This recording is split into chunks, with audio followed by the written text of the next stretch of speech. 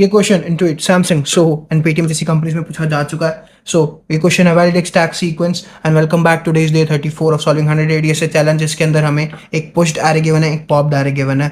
Simply हमें क्या करना है, जो भी पुश्ड के अंदर एलिमेंट्स हैं अगर वो सारे स्टैक में डल पा रहे हैं and at that particular time जो भी हमारा पॉप्ड के अंदर आ रहे हैं उसको हम यूज़ करके सारे एलिमेंट्स पॉप कर पा रहे हैं स्टैक के अंदर से, and at last we are getting an empty stack. So will return true और else will returning false.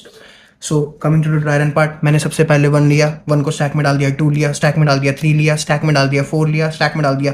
Now but at this point in time हमारा टारगेट क्या है पॉप करने के लिए 4. हमें 4 मिला, हमने 4 को पॉप करा. नाउ टारगेट हमारा इंक्रीज हो गया 5 हमने स्टैक में डाला, 5 मिल गया, 5 को हमने पॉप करा, टारगेट हो गया 3 हमारे पास है, 3 हमने निकाला, टारगेट हो गया 2 हमने स्टैक से निकाला, टारगेट हो गया 1, देन 1 हमने स्टैक से निकाला, we get an empty stack. So हमारा यहाँ पर आउटपुट ट्रू आ रहा था. Coming to the pseudo code, simple, बहुत ज़्यादा कुछ नहीं है खास इसके अंदर.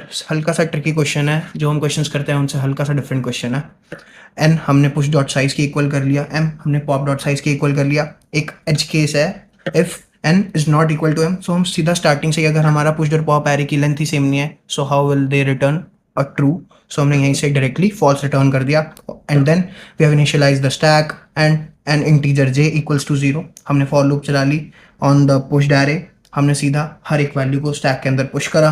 एंड वाइल अगर हमारा स्टैक एम्प्टी नहीं है, जो कि हमेशा अभी तक हमारी कंडीशन हम most of the stack questions के अंदर यूज़ करते आ रहे हैं, स्टैक अगर हमारा एम्प्टी नहीं है एंड स्टैक डॉट टॉप हमारा अगर इक्वल टू हो जाता है पॉप्ड ऑफ j एलिमेंट के इक्वल, जो कि मैंने यहाँ पर टारगेट से मार्क करा था. सो हम at that point in time stack dot pop कर देंगे, मतलब एलिमेंट को स्टैक से निकाला एंड देन हमने j को अपने इंक्रीमेंट कर दिया. And at last will be returning if अगर स्टैक इज एम्प्टी और नॉट.